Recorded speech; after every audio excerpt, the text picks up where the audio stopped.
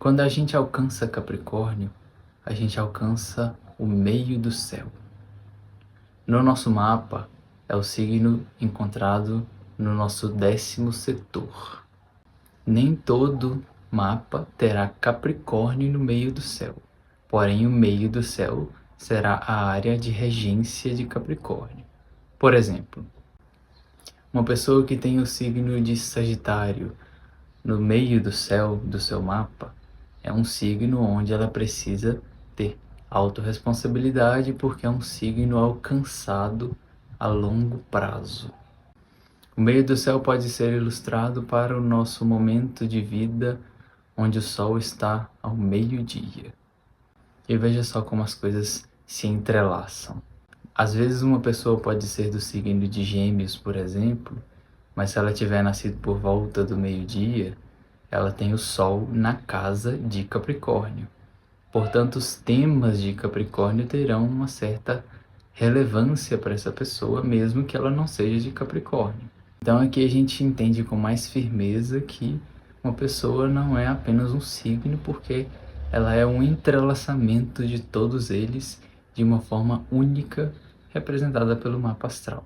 Então o nosso signo do meio do céu é o signo que o tempo vai nos trazer. Ou seja, isso nos lembra da necessidade de focar em outras áreas da vida também, ou então a gente vai ficar sempre buscando essa ambição cada vez mais, sendo que muitas vezes a gente precisa ter a paciência do tempo. Então todo tipo de burocracia, todo tipo de atraso, tudo isso tem a ver com o nosso lado Capricórnio que precisa ser desenvolvido também.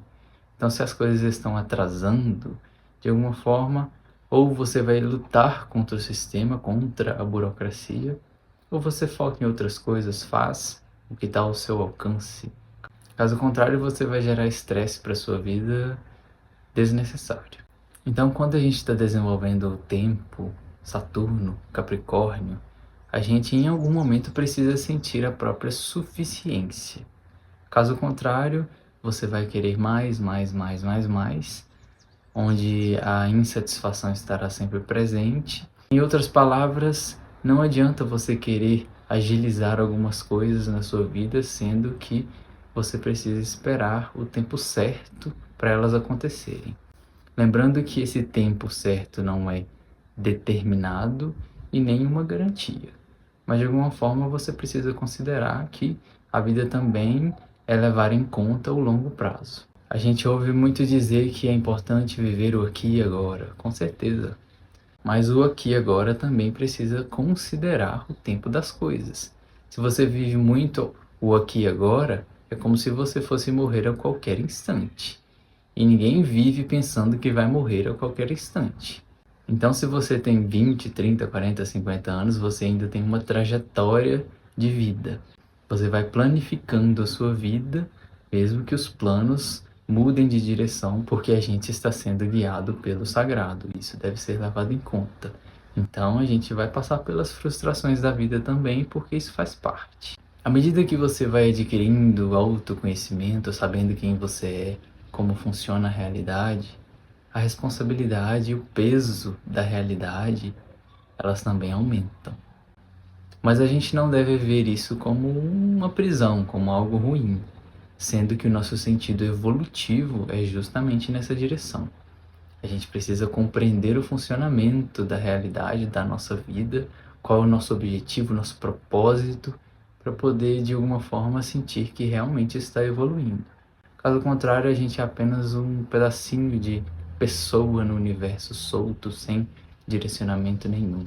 Quando a gente fala de Capricórnio, a gente pode associá-lo também ao que a gente já ouviu falar em algum momento como o velho sábio, o arquétipo do velho sábio, ou a velha sábia. E ele pode ser associado de alguma forma ao arquétipo do Fênix, com algumas diferenças. Enquanto o Fênix vai representar aquela pessoa que tem apenas um rigor e um nível de autoridade na vida que pode ser muito seco e austero, o velho sábio vai entender que a vida tem essa restrição, mas que a vida também pode ser leve, a vida também pode ser contemplativa. Então o velho sábio são aquelas figuras que aparecem na nossa vida, que nos trazem algum tipo de conhecimento a partir dos estudos e da experiência que ela teve na própria vida. Então ela tem sabedoria porque ela já percorreu por aquele caminho. O velho sábio pode aparecer num sonho a partir de uma figura que nos dá algum conselho nobre para poder a gente seguir a nossa vida. E de alguma forma essas figuras guiam o nosso caminho. Vamos olhar dessa forma.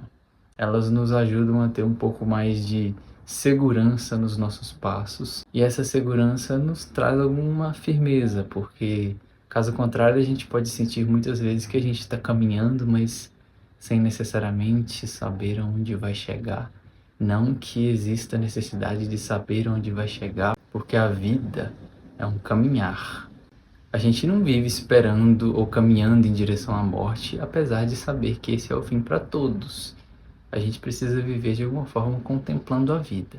E aí mais uma vez a gente volta naquela questão do viver o aqui e agora, mas ao mesmo tempo a gente precisa também planejar, porque a gente tem a nossa idade que vai chegando. Uma historinha que ajuda a ilustrar essa questão do viver o aqui e agora ou do planejar é a história da cigarra e da formiga. Resumidamente, enquanto as formigas trabalhavam, a cigarra só cantava e não queria saber de planejar nada. Ela estava vivendo só o momento presente dela. Até que chegou o inverno, e o inverno pode ser visto como os nãos que a vida nos dá. Aqueles momentos onde as portas vão se fechando, onde a gente não vê muita saída, porque a vida vai se tornando gélida, a vida vai se tornando mais árida, mais estreita. E se a gente não tiver planejado, como as formigas fizeram, a gente vai se ver como uma cigarra onde apenas viveu o presente sem um planejamento. Felizmente, a cigarra foi lá, bateu no formigueiro, as formigas deixaram ela entrar. Então, o acolhimento humano é uma das características mais benevolentes que a gente pode encontrar nos nossos semelhantes. Porém, como a cigarra foi convidada a entrar e ficar junto das formigas, a rainha disse que ela deveria trabalhar também. E como a cigarra sabia cantar, o canto era a forma como ela trazia alegria e movimento ali para as formigas continuarem trabalhando. Moral da história: ofereça à vida e aos outros o que você tem, o que você é, não necessariamente o que esperam de você. Mais uma vez, é necessário considerar aquilo que você tem, aquilo que você é, também a longo prazo. Então você valoriza e você caminha. Você valoriza, você planeja, você vive o agora, mas você caminha. E à medida que você se valoriza, você de fato consegue compartilhar sem esperar aprovação externa para o que você tem a compartilhar. Uma forma também da gente ilustrar o signo de Capricórnio na nossa vida é a partir da vida de Jesus. Qual foi o lado autorresponsável de Jesus? Ele tinha um dever a cumprir, ele tinha, no fim de tudo, uma cruz a carregar. E aquela cruz ele não podia entregar a ninguém, porque era a cruz que ele tinha que carregar, ou que pelo menos fizeram ele carregar.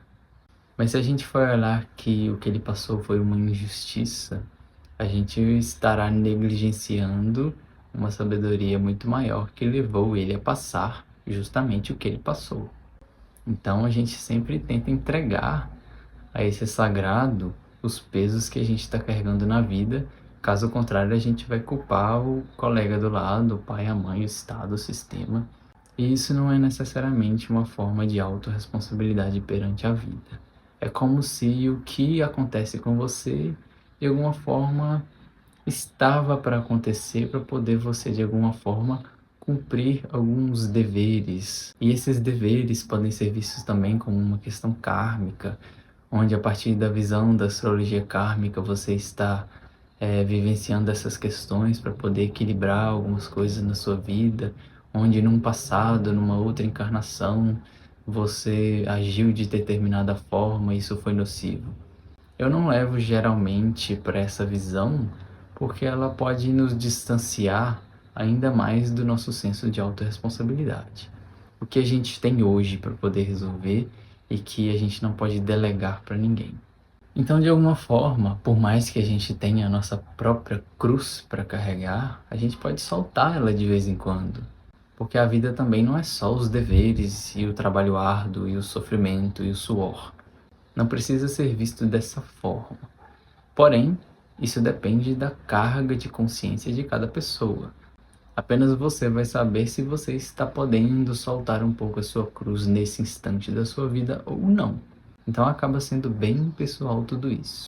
Existiu uma época remota onde os antigos romanos praticavam uma espécie de feriado chamado Saturnália. No dia de Saturnália, todos eram vistos com igualdade. Então, onde existiam reis e escravos, os reis e os escravos eram tratados todos da mesma forma. Não existia punição naquele dia, existia uma liberdade total. A palavra Saturnália vem de Saturno, veja só. Então eu poderia dizer que o próprio Saturno, por mais que ele seja rígido com a gente como representante do tempo, ele também sabe da necessidade dos prazeres da vida para poder a gente se manter estruturado e não cair por terra. Então na Saturnália, os escravos jogavam na cara dos reis e dos príncipes tudo que eles passavam durante o ano, debochavam, jogavam cerveja na cara deles, e tudo era permitido porque era visto como uma festa. Talvez depois alguma punição pudesse acontecer, mas naquele dia tudo era permitido, então era uma festança. Os reis eram colocados abaixo do sapato, e os escravos podiam sentar nos tronos e se sentirem nobres pelo menos por um dia durante o ano. Então, de alguma forma, a gente precisa trazer um pouco dessa Saturnália para os nossos dias, pelo menos uma vez na semana, uma vez no mês, essa entrega, esse despojamento. Antes da gente finalizar Capricórnio, vamos trazer mais uma ilustração. Aqui a gente vê um cenário de aridez. É tudo cinza, é tudo cor de areia, é tudo de alguma forma escasso. Porém, no centro da imagem a gente vê a majestade da cabra, a graciosidade que o animal representa, porque ele alcançou de fato o topo da montanha. E esse seria o ápice que a gente tem a alcançar na nossa vida. A gente encontra o nosso ápice no meio do céu. O máximo que a gente alcança é representado pela cabra de Capricórnio. Logo abaixo da cabra a gente vê o ancião, a gente vê o nosso velho Saturno, o deus do tempo, o regente das nossas responsabilidades. Aqui ele aparece como uma figura magra, com barbas, com uma foice, representando o fim de algumas coisas e a necessidade do desprendimento daquilo que não nos leva para cima em direção ao sagrado. Ele carrega na sua mão uma ampulheta representando o próprio tempo. O tempo é o nosso maior sábio, é a nossa maior fonte de sabedoria. Nos cantos a gente vê uma criança segurando uma cobra, e no outro a gente vê uma outra figura pisando numa cobra. Aqui a gente vê a necessidade ainda mais séria de sublimar os nossos instintos. Não negá-los, mas sublimá-los. Ou seja, você quer ser rico? Faça os seus deveres de casa primeiro. Você quer ser reconhecido? Faça os seus deveres de casa primeiro. Sublime esses desejos insanos que existem dentro de você, porque eles podem te aprisionar. Sublime esses instintos porque eles te levarão a uma conexão com o espiritual de forma verdadeira. Então, na figura desse lado, ele pisa na cobra, representada pelos instintos, e enaltece a cabra, enaltece o meio do céu, enaltece o prestígio que o ser humano tem o direito também de alcançar. Poderia dizer que essa é uma das cartas mais simples de todas, mas com o simples a gente consegue tirar uma grande riqueza. A simplicidade também é uma palavra de Capricórnio. Mesmo que ele tenha uma visão a longo alcance, é um signo simples. É um signo que nos ensina que a gente consegue caminhar todos os dias, mesmo tendo pouco, mesmo achando por muitas vezes que o que a gente tem é insuficiente. E para finalizar de vez, como Saturno e Capricórnio nos traz o arquétipo do pai, a figura paterna, o objetivo final de Capricórnio, sintetizado e evoluído, é nos lembrar que o nosso pai mundano ele tem os defeitos, ele tem as falhas, ele tem questões que muitas vezes ele não deu conta de trabalhar, e nós, como sucessores dessa linhagem, temos de alguma forma o compromisso de carregar um pouco mais dessas responsabilidades não sanadas. À medida que a gente se faz pai de si mesmo, o que nos resta é encontrar uma nova figura paterna que pode ser perfeitamente encontrada no Pai Sagrado.